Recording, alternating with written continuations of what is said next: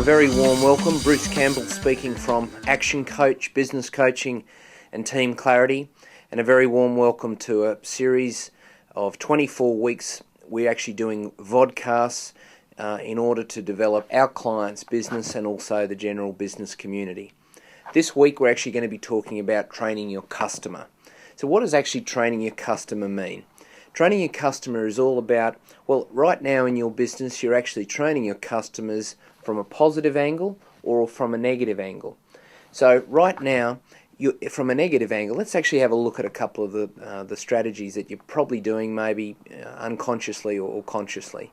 Probably a good example would be when you go to the newsagent, for example, to buy your paper, and the person behind the counter says, you know, is that all?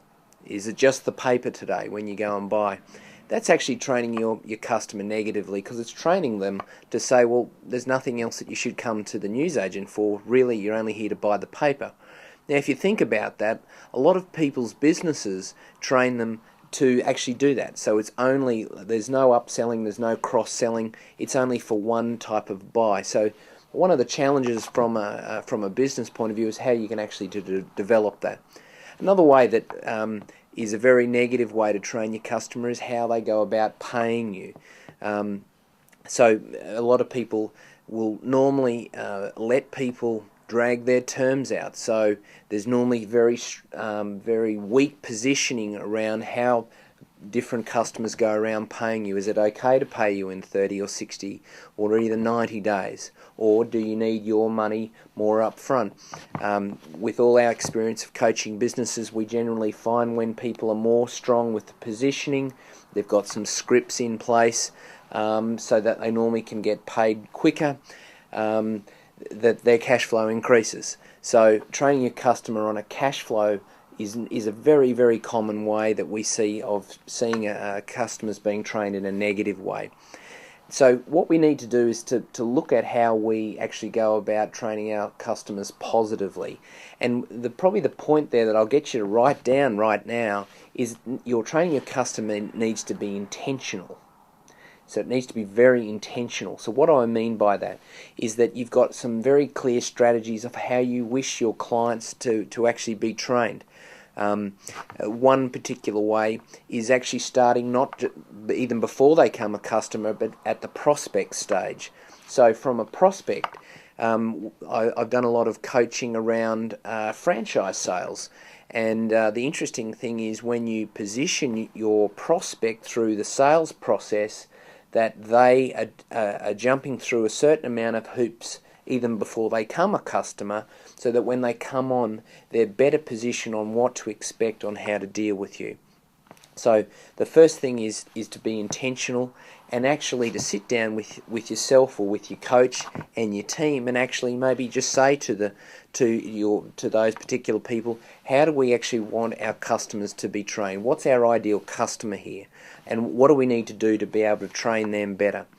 The other way that I mentioned there before is to put scripts through the process. So going back to my newspaper or newsagent example is, did that particular business have scripts of what that team member was supposed to be saying to the client? Rather than just saying, is the paper all, would it be better to say things like, is there any other products or services that I can help you with here today? You know, or would you like a scratchy or a lotto ticket with your paper today? Or we've got a great special on maybe different magazines or other gift cards, for example. What's some other ways that we can entrain your customers? The other way is, if you think about it with the automotive industry, we as the consumer have actually been trained over a long period of time to go back for servicing.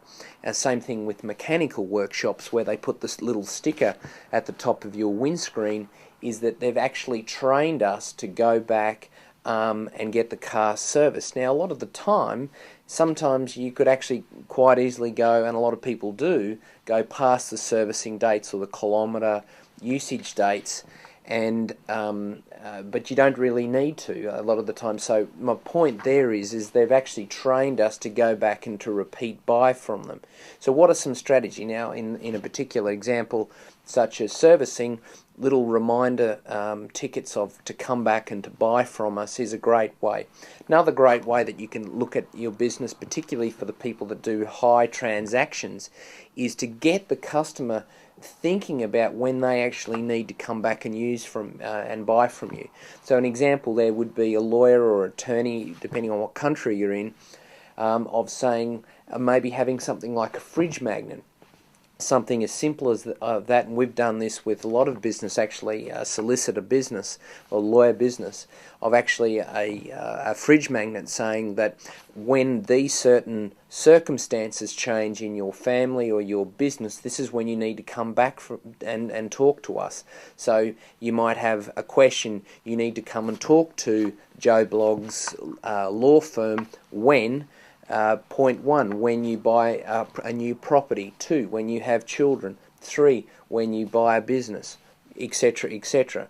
And it basically gets people to look at their own circumstances and then come back and buy from you. So this week, let's be very intentional. Let's train our customers positively so that you get the results that you want in your business. Make sure you make a difference out there in your business this week, and have a great one.